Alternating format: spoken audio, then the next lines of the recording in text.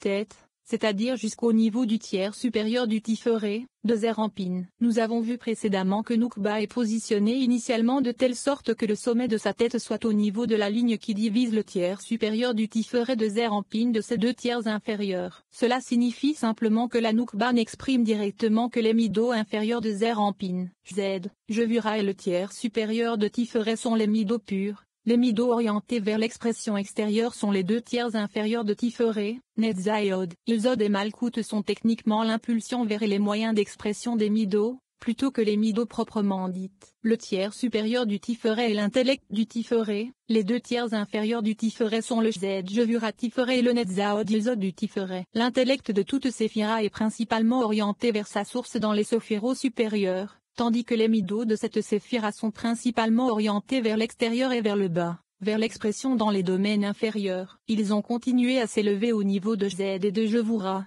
qui sont appelés les montagnes, par opposition à Netzayod, qui sont appelés les collines. Les montagnes peuvent être considérées comme des protubérances de la terre, l'expression du désir ou de la tendance de la terre à aller au-delà d'elle-même. Ainsi, les midos, orientés vers la réalité extérieure, sont des saillies du Partsuf vers l'extérieur. Étant donné que l'intensité de la conscience est plus grande dans le Z et la Jevura que dans le Netza et le Hod, les premiers sont appelés montagnes par rapport aux seconds, qui sont appelés collines. Comme on le sait, lors de la génération du déluge, Zerampin et Nukba étaient dos à dos. C'est ce à quoi font allusion les deux mots montagne, montagne, dont la valeur numérique est celle du nom Elohim en régression, plus 5. Pour la valeur de 7 les 5 lettres du nom. En raison des péchés de la génération, Zerampin et Nukba ne pouvaient pas se faire face, ils n'étaient pas orientés vers une fertilisation croisée mutuelle, comme nous l'avons mentionné plus haut. Le mot pour montagne est Ar, Ereich, 5 plus 200 égale 205. La régression du nom Elohim, Alelamed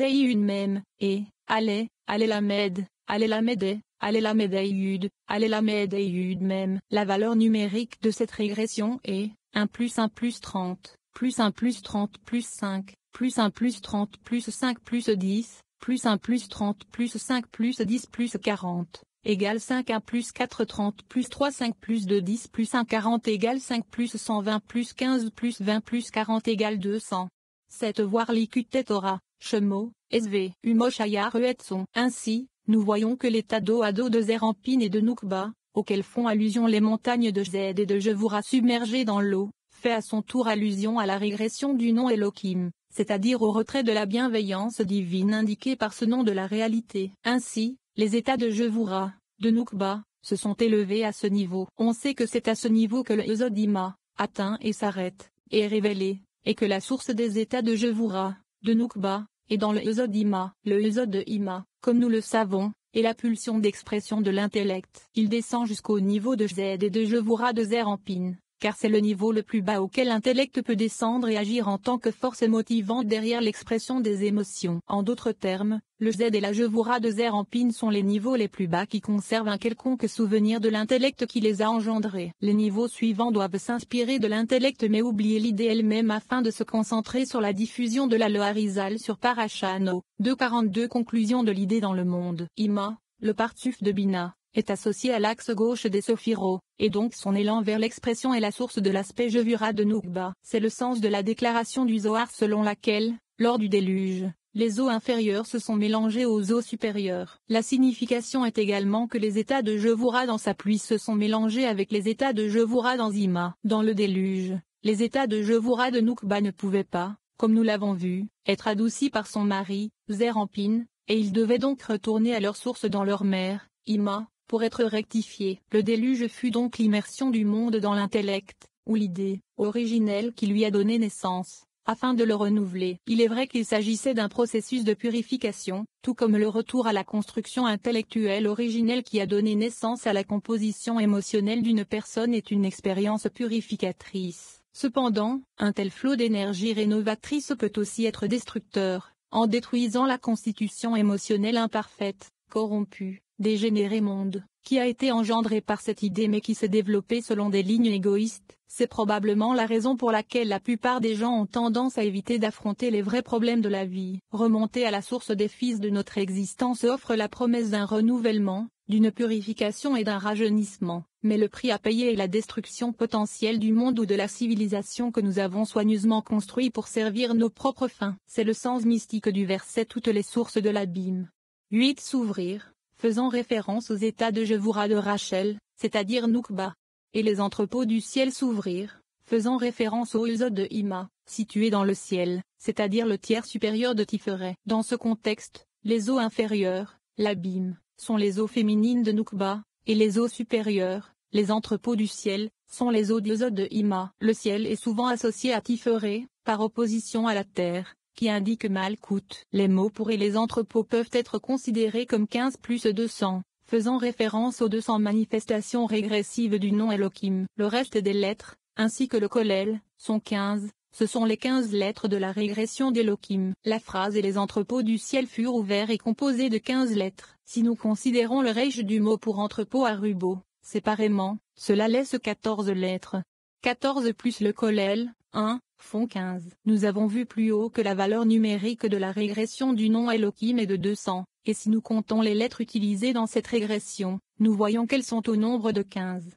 200 est la valeur numérique de la lettre Reich, c'est la signification mystique du mot pour inondation, Mabul. Ils sortent par le dos de Zer en Pin, car c'est là que les régressions, do, des 72-8 Genèse 7h11. Le Harizal sur Parashano, 243 noms, le nom de 63, et le nom de 45 sont situés. Ceux-ci utilisent 26 lettres, 3 fois 26, cela donne 78. La valeur numérique du mot pour inondation. Le mot utilisé pour régression dans le texte est Akoreim, qui signifie littéralement retour. Il nous est demandé de visualiser le nom face à nous, retournant vers le haut, à sa source. Nous voyons d'abord le dos de la première lettre, puis les deux premières, puis les trois premières, et ainsi de suite. Le nom de 72 s'écrit Ulvav Dalei Ulvav Ulvav Eilud. La régression de ce nom est, dans chaque cas, on peut voir que 26 lettres sont utilisées dans la régression. Mabul, même Baivav Lamed égale 40 plus 2 plus 6 plus 30 égale 78. Le mot Mabul fait donc allusion au retrait du monde de la force vitale divine indiquée par ces itérations du nom Aveya. Lorsque Noé est sorti de l'arche après le déluge, Dieu lui a réarticulé les 7 commandements nochiques. Parmi ceux-ci figure l'interdiction d'arracher la chair d'un animal vivant, ce qui revient à causer une douleur inutile aux animaux. En ce qui concerne le fait de tuer des animaux, il est mentionné dans le Zohar 9 qu'aucune créature n'a été créée sans but. Il est, donc, interdit de le tuer sans but précis. Comme le disent les sages, tout ce que le Saint, béni soit-il, a créé, il l'a créé uniquement pour son honneur, comme il est écrit, tout ce qui est appelé en mon nom est pour mon honneur, je l'ai créé, je l'ai formé, je l'ai même fait. 10. Nous allons maintenant voir comment le Harizal a poussé cette déclaration à l'extrême, se conduisant avec une extrême piété dans cette affaire. Mon maître, le Harizal, faisait très attention à ne pas tuer les insectes, même les plus petits et les plus bas, comme les puces, les poux, les mouches et autres, même s'ils le piquaient. Nous savons ce que disent les sages, commentant le verset ses ennemis feront aussi la paix avec lui 1112-13. Que certains disent que cela fait référence aux chiens et d'autres disent 12 que cela fait référence aux serpents,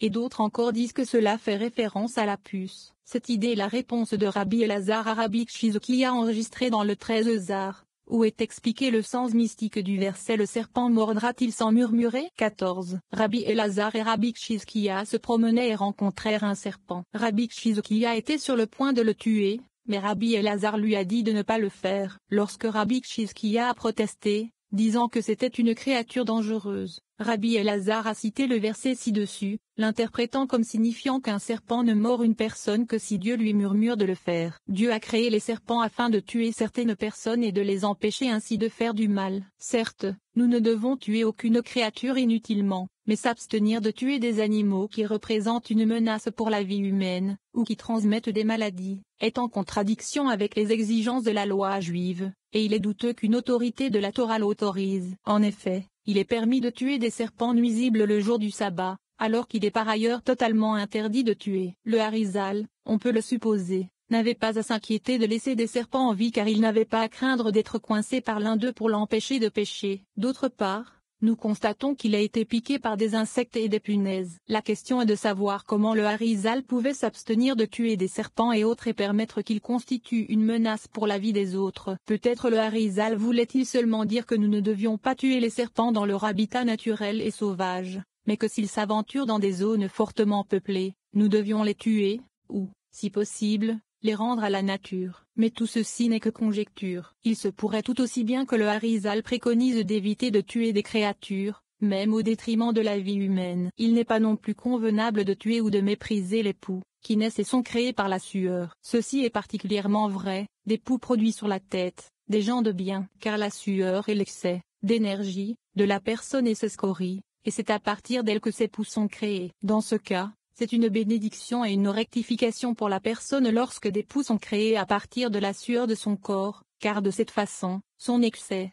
ses scories et son mal sont excrétés. Comme ils remplissent une fonction positive, nous ne devons pas les mépriser. Après le déluge, Noé s'est enivré et a été castré par son troisième fils, Cham. Ses deux premiers fils, Sem et Avo, Japheth, l'ont couvert. À son réveil, il bénit Sem et Japheth et maudit Cham ainsi que le fils de ce dernier, Canaan. Il dit, maudit soit Canaan, il sera le serviteur des serviteurs de ses frères, et il ajouta, béni soit Dieu, le Dieu de Sem, et que Canaan soit son serviteur. Que Dieu accorde la beauté à Japheth, et qu'il habite dans les tentes de Sem, et que Canaan soit son serviteur. 15 Comprenons pourquoi, Noé a utilisé le nom Aveya pour bénir Sem et le nom Elohim pour bénir Japheth. De même, comprenons pourquoi il a maudit Canaan et Noam, qui a commis le péché. L'explication, Noé et ses trois fils dans l'arche ont personnifié Ésod et ses trois nuances. Ces trois teintes sont Netsa, personnifié par Sem, Od, personnifié par Cham, et Ésod, personnifié par Japheth. Il y est fait allusion dans le verset « Et Joseph était beau ». Les mots pour belle apparence sont Yefetar. Lorsque cette expression est abrégée selon les conventions de la technique connue sous le nom de Notricon,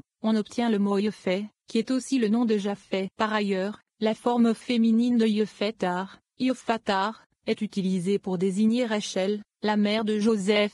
Le 17 mot Yefa, orthographié Yupetav, peut être vocalisé pour donner Yefet, Japheth. Dans un cas comme dans l'autre, dans la mesure où Joseph est toujours associé à la séphira d'Ésod, il s'ensuit que Japheth est également associé à Ésod. Or, une entité supérieure conserve toujours un résidu des entités inférieures qui la traversent, alors que les entités inférieures ne conservent rien de l'entité supérieure qu'elles traversent. Par conséquent, le tibia de Sem fait allusion aux trois axes de Netza Od Ésod. Le flux de la bienfaisance divine passe d'abord par Netza, puis par Od, et enfin par Ésod jusqu'à Malkout. Dans la triade Netza Od Ésod, Netza est le plus élevé, et donc le premier des trois. Il conserve un résidu d'Od et de Ésod, qui sera révélé lorsque leur lumière le traversera. C'est ce à quoi fait allusion le chien dans le nom de Sem, le fils de Noé.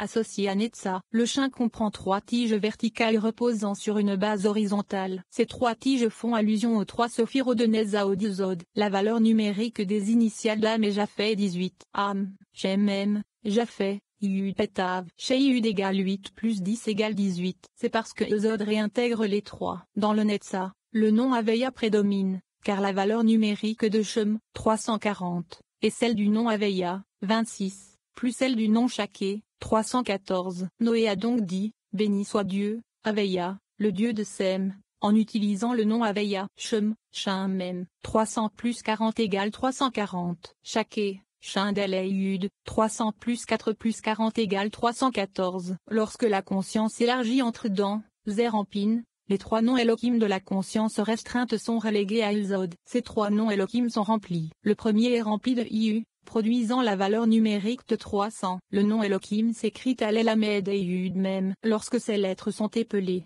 en utilisant la lettre Iu pour épeler la lettre E, nous avons, Allez 1 Lamed 30 P 80 Lamed 30 même 40 Dalek 4 5 Yud 10 Yud 10 Vardis Dalek 4 même 40 total 300. La valeur numérique de la seconde est calculée comme suit. Nous considérons d'abord la valeur numérique du nom Elohim lui-même, puis les 5 lettres du nom Elohim, et enfin les 13 lettres utilisées pour l'épeler. Nous avons donc 86 plus 5 plus 13 égale 104. La valeur numérique du nom Elohim par lui-même est, allez la médaille une même, 1 plus 30 plus 5 plus 10 plus 40 égale 86. On peut voir dans le tableau ci-dessus que 13 lettres sont utilisées pour épeler le nom Elohim. La valeur numérique de, la troisième, est calculée en considérant la valeur numérique du nom Elohim par lui-même, en ignorant le nombre de ses lettres, c'est-à-dire 86. La somme de tout cela constitue la valeur de Japheth. 300 plus 104 plus 86 égale 490. Japheth,